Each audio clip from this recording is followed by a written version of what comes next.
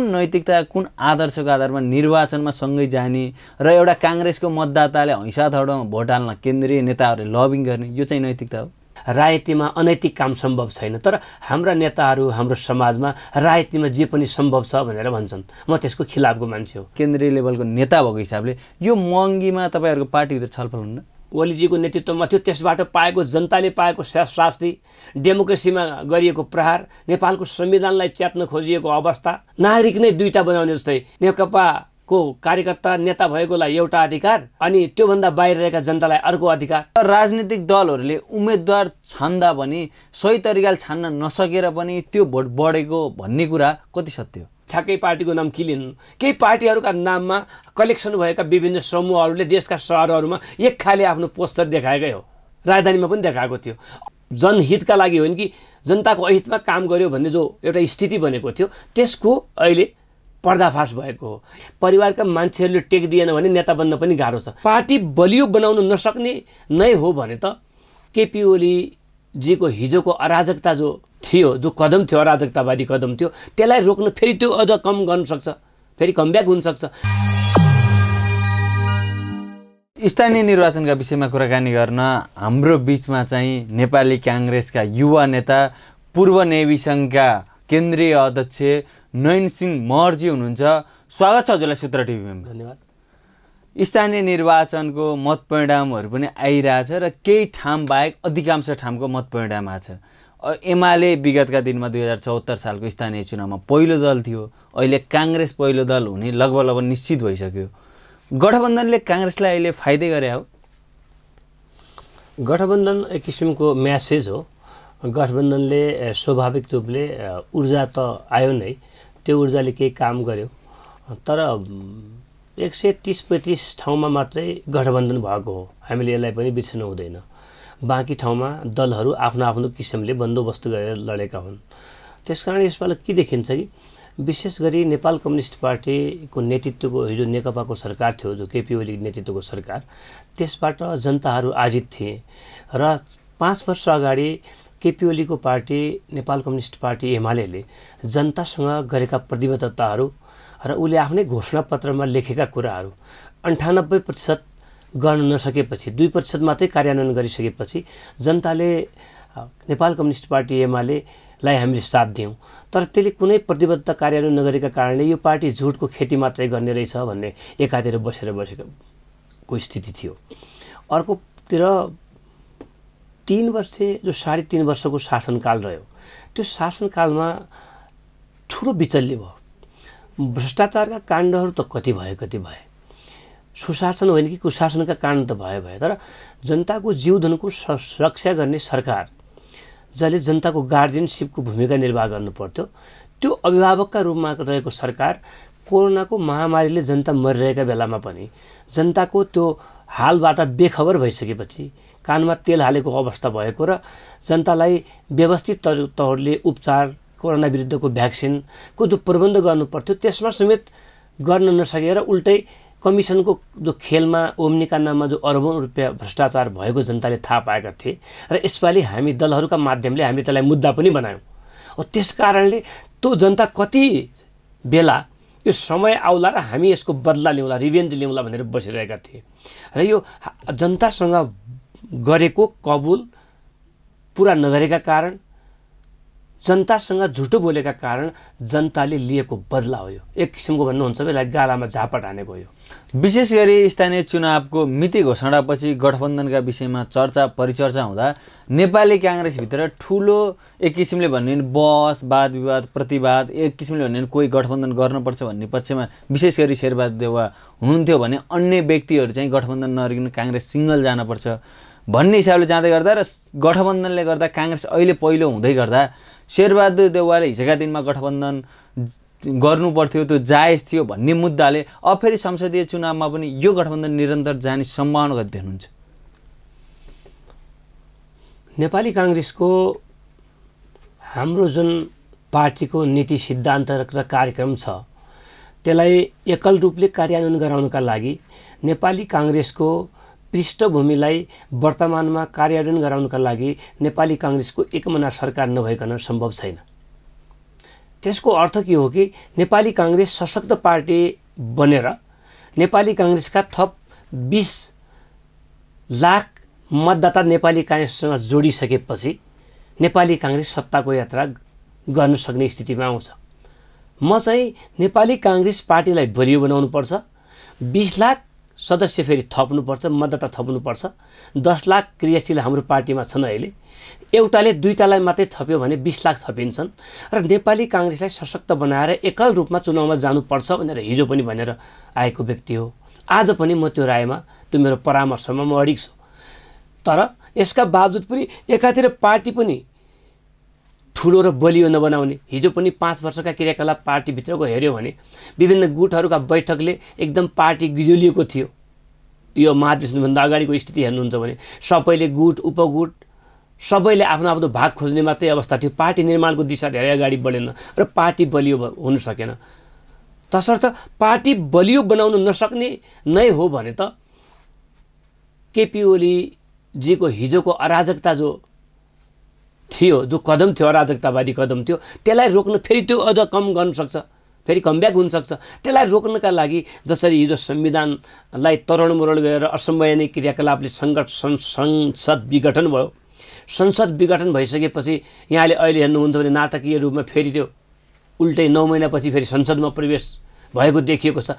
यो हरकत हेर्दाखेरि नेपाल कम्युनिस्ट पार्टी एमाले सत्ताका लागि जता पनि जान तयार छ, आफ्नो पार्टीगत लाभका लागि जे पनि गर्न तयार छ भन्ने देखिएको छ। त्यो शक्ति, त्यो अराजक शक्ति जो नेपालको परिवर्तनको पक्षमा होइन कि त्यसको खिलाफमा जाने शक्ति छ नेपाल कम्युनिस्ट पार्टी एमाले, त्यसलाई चाहिँ रोक्नका लागि, त्यसलाई डेमोक्रेटाइजेसन गरेर त्यसलाई प्रजातन्त्रवादी पार्टी फेरि थप बनाउनका लागि अहिलेको गठबन्धन जरुरी छ। स्थानीय चुनावको मतपरिणाम आइरहँदा र गणना स्थलमा पनि जुन अग्रता अन्य ठाउँमा नआएको ठाउँमा पनि अग्रता हेरिरहँदा नेपाली काङ्ग्रेसले अधिकांश ठाउँमा लिड गरेको, धेरै ठाउँमा लिड गरेको देखिन्छ। यसले काङ्ग्रेसमा केही सुखद सञ्चार पनि भयो होला। तर नेपालका राजनीतिक दलहरूप्रति नै वितृष्णा जगाउने किसिमले नेपालको राजधानी काठमाडौँ लगायतका विभिन्न उपमहानगरपालिकाहरूमा, केही उपमहानगरपालिकामा स्वतन्त्र उम्मेदवारले विजय पनि हासिल गरे, विभिन्न वडाहरूमा पनि विजय भई। यसले चाहिँ दलहरूप्रतिको वितृष्णा या दलहरू चाहिँ अब नेपाली जनताप्रति चाहिँ उत्तरदायी नभएको भन्ने सन्देश दिँदैन? मैले बारम्बार उठाउँदै आएको एउटा स्लोगन, एउटा प्रश्न, एउटा चाहिँ टपिक थियो, निःशुल्क स्वास्थ्य शिक्षासँगै सर्वसुलभ यातायात, सञ्चार र उद्यमशीलता सहितको रोजगार, जनताको अधिकार, काङ्ग्रेसको सरकार भनेर मैले नारा क्विन गरेर केन्द्रीय समितिमा मैले पेश गरेका थिएँ।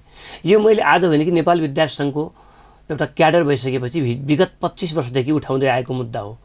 मेरो विचारमा राजनीतिले जनताका जनजीविकालाई छुन सकेन, जनताका अपेक्षासँग राजनीति जान सकेन, जनताको दैनिक दिनचर्यासँग। एउटा राजनीतिक दलको नेताले आफूले पाउने जताबाट भोट छ त्यो मतदाताको जीवनशैलीसँग उसले आफूलाई म्याच गर्न सकेन भने, उसले सांस्कृतिक रूपमा उसले गाउने गीत गाउँछ कि, उसले नाच्ने नृत्य नाच्दछ कि, उसले लगाउने लुगा लगाउँछ कि, जनताले हिँड्ने बाटोमा हिँड्छ कि, जनताले आफ्ना छोराछोरी पढाउने स्कुलमा ऊ जान्छ कि, कहाँनिर जनताको जनजीविकासँग मेल खाने गरी, जनताको जीवनशैलीसँग मेल खाने गरी एउटा पार्टीको नेता त्यहाँ म्याच हुन्छ। त्यो कुरा नहेरिकन जसरी राजनीति अगाडि बढ्ने प्रयास गरिरहेको छ त्यसको एउटा चाहिँ सानो चाहिँ त्यसको एउटा चाहिँ रियाक्सन जस्तो यो देखिएको हो। भन्दाखेरि राजनीतिक दलले जुन गतिमा जानु पर्थ्यो, राजनीतिले जुन दिशा लिनु पर्थ्यो, राजनीतिले जनजीविका र जनताका सवालमा जसरी काम गर्नु पर्थ्यो त्यो नगरिकन त्यहाँ पूर्णतया हामीले लाग्न नसकेर उल्टै हामीमाथि जम्मै आरोप माथि राजनीति गर्ने मान्छेको पर्सेप्सन बन्यो। एउटा राजनीतिक दलको नेता हो भन्ने बित्तिकै के गर्नुहुन्छ, म राजनीति गर्छु, त्यसो भए यो भ्रष्ट होला, त्यसो भए यो कुशासनको एउटा प्रमुख पात्र होला, त्यसो भए यो चाहिँ समाजमा हुने गलत हरकतको यो नाइके होला भन्ने जुन जनताको दिमागमा ठिक्कै त्यो प्रश्नको पछाडि उत्तर आउँथ्यो, त्यो उत्तरको खोजी नगर्ने जुन प्रचलन हाम्रो राजनीतिमा बस्यो त्यसको रियाक्सन हो। अहिले त्यो कलेक्सन भइरहेको थियो, लामो राणा शासनदेखि कलेक्सन भइरहेको थियो त्यो भाँडोमा रियाक्सन। फलानु कारणले जनताले सुख पाएन, फलानु कारणले नेताले गल्त गर्यो, फलानु नेताले भ्रष्टाचार गर्यो, फलानु नेताले बजेट खायो, फलानु नेताले जनहितका लागि होइन कि जनताको अहितमा काम गर्यो भन्ने जो एउटा स्थिति बनेको थियो त्यसको अहिले पर्दाफास भएको हो। यो सबै कुरा होइन, फेरि सबैले यसलाई इङ्गित गर्दैन, तर सानो रिएक्सन हो। तर अर्को कुरा चाहिँ के हो कि राजधानी नेपालको काठमाडौँ जो हाम्रो राजधानी छ, यसले हामीले राणाकालदेखि हेऱ्यौँ भने जहिले पनि यसले चाहिँ बरकरार रहेको व्यवस्था, बरकरार रहेको शासन प्रणाली र बरकरार रहेको सिस्टमका विरुद्ध कहिलेकाहीँ यसो फरक दृष्टिकोण देखाउने प्रयत्न गर्छ। राणाकालमा पनि होला, पञ्चायतपछि प्रजातन्त्र ल्याउने सवालमा होला, गणतन्त्र स्थापना गर्ने सवालमा होला, राजधानीले परिवर्तनको तर्फमा आफूलाई त्यो बाटोमा आफूले डोर्याइरहेको हुन्छ। अहिले त्यो देशका थुप्रै सहरहरूमा पनि यसको अभ्यास भइसकेको छ। तेस्रो कुरा म यहाँलाई भन्दैछु, तेस्रो कुरा आज मात्रै होइन, हिजै कुनै पार्टीका नामले थिए। यहाँले याद गर्नुभयो भने आजभन्दा 5-7 वर्ष अगाडि कमल थापाजीको ठुलो क्रेज थियो। हिन्दू धर्मको एकदम प्रमुख नायिके हो, एकदम देशभरि यात्रा गर्छ र यसले चाहिँ नेपालका हिन्दूहरूको सबै यसले न मात्रै राम्रो गर्छ, कमल थापाको पार्टीले, राप्रपा नेपालले मात्रै भन्ने स्थिति थियो र समानुपातिकको भोट पनि धेरै आएको यहाँले देख्नु भएको छ। जब जनताले चिन्छन् त्यसपछि बिस्तारै त्यहाँबाट जजमेन्ट हुँदै जान्छ, त्यहाँबाट छुट्दै जान्छन्। र योभन्दा अगाडि केही पार्टीहरूको नाममा मैले ठ्याक्कै पार्टीको नाम के लिनु, केही पार्टीहरूका नाममा कलेक्सन भएका विभिन्न समूहहरूले देशका सहरहरूमा एक खाले आफ्नो पोस्टर देखाएकै हो, राजधानीमा पनि देखाएको थियो। अहिले पनि त्यसको परिवर्तित स्वरूपमा जसरी यो आएको छ त्यो परिवर्तित स्वरूप हो, यो कुनै नौलो चिज होइन। मैले भने दलहरूले गरेका गलत क्रियाकलापहरूको विरुद्धमा जनताको एउटा आक्रोश पनि हो। कसलाई गएर के हुन्छ र, यसो भोट दिउँ सधैँ उसलाई जितायौँ, काङ्ग्रेस एमाले राप्रपा सबै जितायौँ भयो के त भन्नेहरूका लागि पनि यो एउटा झापड हो। भनेको दलहरू, राजनीतिक दलहरू परम्परागत जो मोडेल छ त्यसबाट चाहिँ परिष्कृत हुने होइन भने राजनीतिभित्र मूल्य मान्यताको राजनीति, नैतिकताको राजनीतिलाई प्रश्रय दिने होइन भनेपछि यस्ता समूह, व्यक्तिगत समूहहरू आउँछन्। यो त हामीले फेस गर्नै पर्छ। त्यसकारण यसको सठिक उत्तर के हो कि राजनीतिक दलहरू जनताको परिवर्तनको भोग पूर्ति गर्ने बाटोमा जानुपर्छ। काठमाडौँमा जुन काठमाडौँ महानगरपालिकाको मतगणना अहिले जसरी चलिरहेछ र मत परिणामहरू हेर्ने हो भने धन्नै स्वतन्त्र उम्मेदवार दोब्बर मतले अगाडि छन्। यसले चाहिँ राजनीतिक दलप्रतिको वितृष्णा पनि एक किसिमले देखाउँछ जनताको, र राजनीतिक दलहरूले उम्मेदवार छान्दा पनि सही तरिकाले छान्न नसकेर पनि त्यो भोट बढेको भन्ने कुरा कति सत्य हो? नेपाली काङ्ग्रेसको सन्दर्भमा काठमाडौँ उपत्यकामा नेपाली काङ्ग्रेसले जुन उम्मेदवार दिएको छ मेयरको पदमा, त्योभन्दा थप सशक्त उम्मेदवार देखिएको थिएन। पार्टीले धेरै कुराका धेरै आधारहरू तय गरेर त्यो आधारलाई मूल्याङ्कन गरेर टिकट दिएको अवस्था हो। र यसमा चाहिँ नेपाली त्योभन्दा राम्रा पनि होलान्, अरू पार्टीमा होलान्, व्यक्तिगत रूपले होलान्, मैले त्यो मान्छे राम्रो छैन भन्दैन। तर नेपाली काङ्ग्रेसको क्रियाशील राजनीतिमा म मेयर हुन्छु भनेर आवेदन दिएका साथीहरू, जसले इन्ट्रेस्ट, लेटर अफ इन्ट्रेस्ट राख्नु भएको थियो, ती साथीहरूमध्ये सृजना सिंह एउटा सशक्त, एउटा भद्र महिला, उहाँसँग स्वतन्त्र विद्यार्थी युनियनको चुनावमा पराजित हुनुभएकी पम्पा भूषाल अहिले नेकपा माओवादीको केन्द्रको चाहिँ सशक्त नेत्री हुनुहुन्छ, मन्त्री हुनुहुन्छ। सृजना सिंह त्यति मात्रै भएन कि उहाँले महिला सङ्घमा काम गर्नुभयो।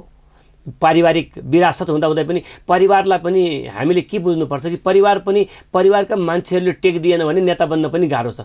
त्यो पृष्ठभूमिदेखि लिएर पछिल्लो पटक जुन उहाँले एजेन्डा क्विन गर्नुभएको छ, जो एजेन्डा उठाउनु भएको थियो, र विशेष गरी महिलाको यत्रो ठुलो इस्यु भएको बेलामा जनगणनामा भने महिला बढी छन्, फेरि नेपालबाट बढी पुरुष नै विदेशमा छन्, नेपालमा त्यसरी पनि महिलाहरू बढी छन्, मतदाता बढी छन्, र महिलाको 33% होइन कि 52% महिलाको उपस्थिति हुनुपर्छ भनेर महिलाहरू एकदम आन्दोलित भइरहेको बेला, महिलाको त्यत्रो इस्यु बसिरहेको बेला, र नेपालको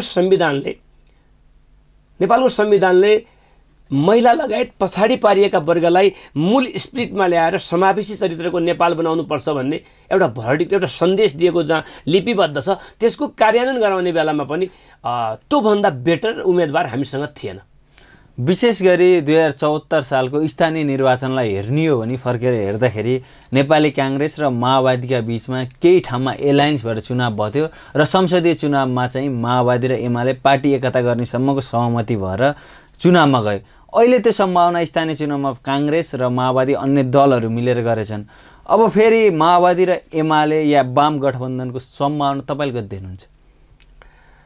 अब राजनीति प्रेडिक्सन मात्रै हो, कस्तो हुनसक्छ भन्ने अनुमान मात्रै हो।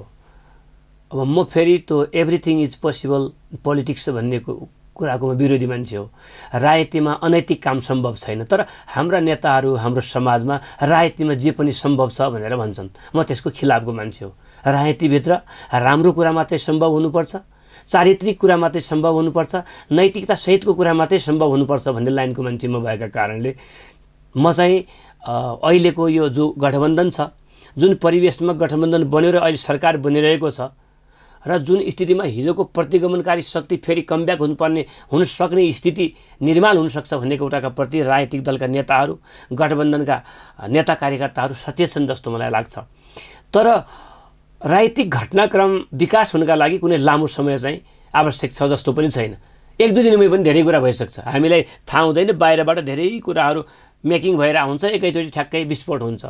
त्यो कुरा बाहेकमा अन्यथा हिजो माओवादीले पनि नेपाली काङ्ग्रेसको संयुक्त सरकारबाट बाहिर गइसकेपछि, 2/3 बहुमतको कम्युनिस्ट सरकार निर्माण गरिसकेपछि यहाँसम्मको जुन सफर उसले बेहोरेको छ त्यो उसलाई पनि थाहा छ। माधव नेपालले कति पार्टीभित्र अभिमानित भएर यत्रो सङ्घर्ष गर्नु पर्यो उहाँलाई पनि थाहा छ। नेपाली काङ्ग्रेस स्वयंले हिजोको संयुक्त सरकारलाई इन्ट्याक्टमा राख्न नसक्दाखेरि 2/3 सरकार जो ओलीजीको नेतृत्वमा थियो त्यसबाट पाएको, जनताले पाएको शास्ति, डेमोक्रेसीमा गरिएको प्रहार, नेपालको संविधानलाई च्यात्न खोजिएको अवस्था, नागरिक नै 2टा बनाउने जस्तै नेकपाको कार्यकर्ता नेता भएकोलाई एउटा अधिकार अनि त्योभन्दा बाहिर रहेका जनतालाई अर्को अधिकार, 2 खाले 2 नागरिक बनाउने जो प्रपञ्च थियो त्यो जल्दी याद गर्ने हो भने अरू दलको सन्दर्भमा पनि यो गठबन्धनमा बसेका दलहरू गठबन्धनभन्दा बाहिर जान सक्ने अवस्था मैले देखाएको छैन। अहिलेको गठबन्धन या तपाईँले राजनीतिमा हरेक चिज सम्भव हुन्छ भन्ने कुरा चाहिँ गलत हो।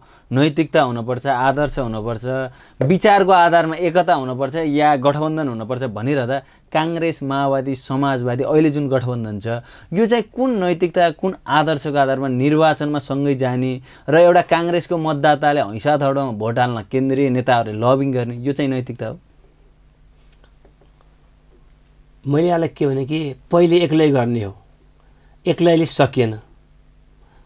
2/3 सरकारका माध्यमले आदरणीय पूर्व प्रधानमन्त्री केपी ओलीजीले जसरी संविधानलाई च्यात्ने प्रयत्न गर्नुभयो, नेपालमा 61-62 सालको आन्दोलनले ल्याएको परिवर्तनलाई जसरी उल्टाउने प्रयास गर्नुभयो र कोरोना कालमा जसरी जनताले शास्ति पाए, जनताका खातिर, प्रजातान्त्रिक पद्धतिका खातिर, नेपालको संविधानलाई बचाइराख्ने स्थिति निर्माण गर्नेका खातिर यो गठबन्धन बनेको।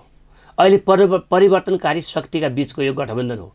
यो भनेको सैद्धान्तिक गठबन्धन होइन, सिद्धान्तको एकीकरण होइन, सिद्धान्तको गठबन्धन पनि होइन, आवश्यकताको गठबन्धन, आवश्यकताको आधारमा गठबन्धन हो। आवश्यकता के भयो कि अहिले केपी ओलीको सरकारलाई रोक्ने पहिलो आवश्यकता भयो। नेपालमा संविधानलाई जसरी च्यात्ने प्रयत्न गरेको थियो, जस्तै ड्रिल आउट भएको संविधान त्यसलाई लिकमा ल्याएर अगाडि बढाउने स्थिति थियो। कोरोनाबाट विचल्ली परेका जनतालाई भ्याक्सिन लगाउनु पर्ने थियो। 3टा कुरामा नेपालको सरकार, गठबन्धन सरकार सफल भएको छ।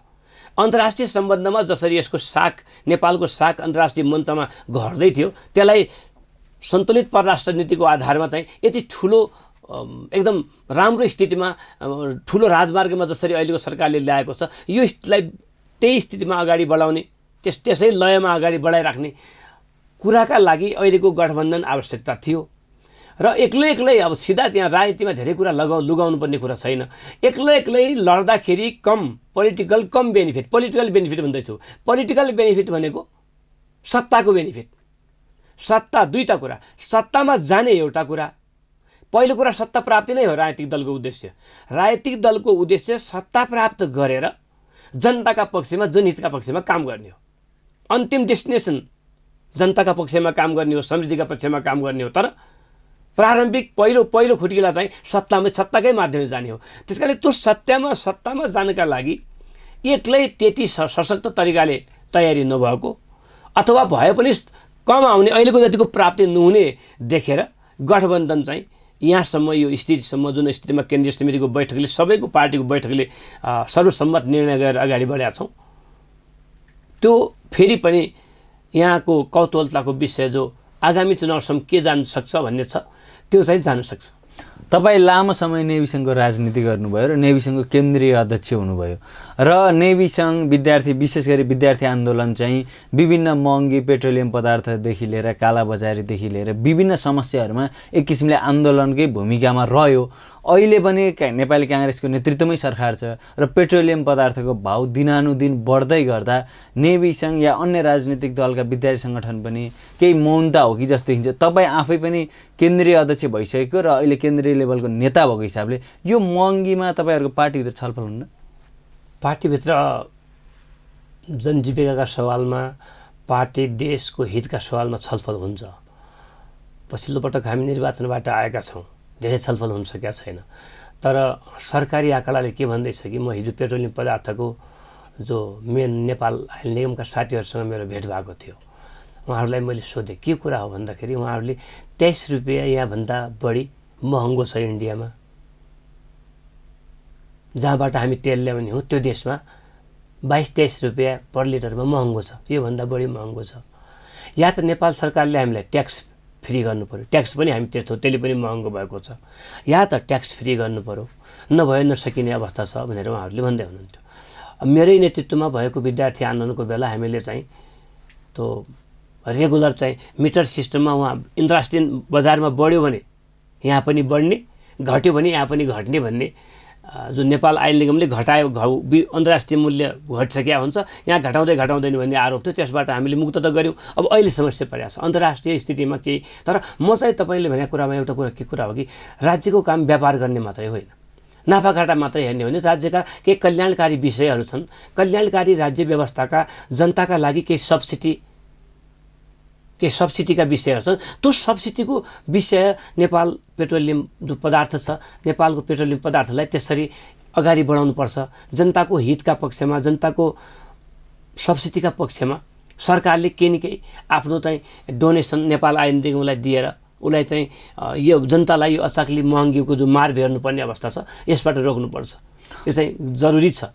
तपाईँ नेभी सङ्घको अध्यक्ष भइरहँदाखेरि उमेर हद एक किसिमले नेभी सङ्घका पदाधिकारी हुन, अध्यक्ष हुन एक किसिमको उमेर हद ल्याउनु भयो र विगतमा चाहिँ विद्यार्थी सङ्गठनमा आफू फेभरका नेताहरू ल्याउन नेताहरूले पहल गर्छन् भनेर त्यो कट्नको लागि तपाईँले उमेर हद चाहिँ ल्याउनु भयो, तर त्यो कार्यान्वयन गर्न तपाईँले पनि सक्नु भएन, अहिले पनि सकिरहेको छैन। यसमा के समस्या हो? होइन, उमेर हद त कार्यान्वयन भइसक्यो नि। हामीले 32 वर्ष बिलो 32 मलाई गर्व नै लाग्छ। मैले 28 वर्ष स्वतन्त्र विद्यार्थी युनियनको उसमा लगाएँ। मैले आफूले प्रस्ताव राखेर त्रिवेणी विश्वविद्यालयबाट सिनियरबाट पास गरेर आएको प्रस्ताव गर्ने मान्छे म हो। 28 वर्षभन्दा माथि कोहीले अहिले चाहिँ स्वतन्त्र विद्यार्थी युनियनमा चुनाव लड्न पाउँदैन। पहिले 45 वर्षसम्म पनि लड्न पाउँथ्यो साथीहरूले। अर्को कुरा चाहिँ नेपाल विद्यार्थी सङ्घलाई विद्यार्थीको स्पिरिट अनुसार 28 वर्ष यहाँ लगाइसकेपछि त 32 वर्षभन्दा किन माथि राख्ने भनेर त्यसको कार्यान्वयन गराउने मान्छे नै म हो। 18 जिल्लामा अधिवेशन गराएँ, महाधिवेशन गराउँदै थिएँ। करिब 50% काम सकिएको थियो। तर त्यति बेला चाहिँ कारणवश मैले राजीनामा दिएर नेपाल विद्यार्थी सङ्घ छोडेँ। र अहिलेको सन्दर्भमा अहिलेको जम्मै यहाँलाई मैले के आग्रह गर्न चाहन्छु कि अहिलेको प्रेसिडेन्ट जो बनाइएको छन् तिनी पनि बिलो 32 हुन्, 32 वर्ष मुनिका छन्। र अब भनेको समग्र कमिटी 32 वर्ष मुनिकै भन्छ। कार्यान्वयन अगाडि बढिसक्यो। तपाईँलाई महत्त्वपूर्ण समय र विचारलाई धन्यवाद। नमस्कार। धन्यवाद।